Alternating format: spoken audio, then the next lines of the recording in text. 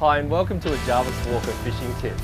Today we're going to run through some marlin basics with well-known skipper Hayden Bell. Well, the main thing you look for is like structure. Depends what you fish for, but black marlin, they like the structure of the reef, points, bays, current hitting it, updwelling, and they get in behind them. But any marlin fishing's like that, doesn't matter blue marlin, anything, wherever there's a bit of structure, the whole reason mainly is the bait holds there. You just work it and work it. If you mark them bait, you stay with it, then usually you'll see good marlin marks and you just hang with it, you know, because sooner or later they'll come to it. And then they like to sit at that 40-50 metres, you know, and sometimes you might have to work them to get them up, but you know, you go in and out, sometimes out 250 metres, back in, you know, 100 metres, depending on different things, but that's kind of, because they come up, I think they must hit that edge and they kind of come up, and that's where they hang along it, you know. But sure enough, there's no fences, you can find them anywhere.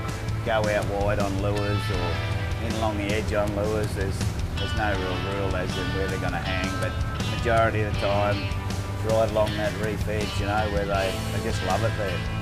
They do love tide changes, you know, when the need for the water just they come up. You know, you don't want to be somewhere where you've never really caught them before. You know, if there's an area where you have, you just hang there on a tide change and, you know, that's when it'll happen. It's a classic if there's a tournament on, you can guarantee it'll be quiet, then all of a sudden hooked up, look at the tide book, oh, tide change. It's just a thing that they do, it really is.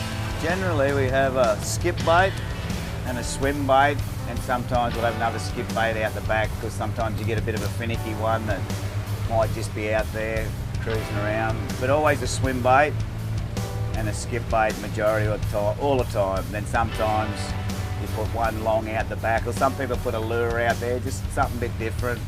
When you're trolling for marlin, it's also a good idea to throw out a skirt. You can troll at a little bit faster pace and you never know what might grab it. The first 5 minutes, the most crucial part of any fight of a marlin. You know, you got to keep the boat going, trying to keep that slack line, or maybe go a bit faster if he's jumping towards you. Otherwise, they're just shaking their head. But then again, an angler too, if he sees that happening, you just got to be on it. You keep the line tight and the hook, like any fishing really, you know, but marlin can get loose line by themselves. So many times you'll see one eat, you hook it, next minute it's here jumping at you, thrashing its head, and you're like, oh no. And nearly 90% of the times, she'll get off. At the moment, we've got custom built 130s and the San Diego 130s, which have been unbelievable. Good carbon fibre drag, smooth as silk, and ceramic bearings in them now. So you need smooth drag because you can be into big fights and other drags can, we've all had them buckle over, but at the moment they're going very well.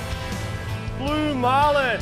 If you'd like any more information on any of the tackle we've used today, visit jarviswalker.com.au. Woohoo! Blue marlin!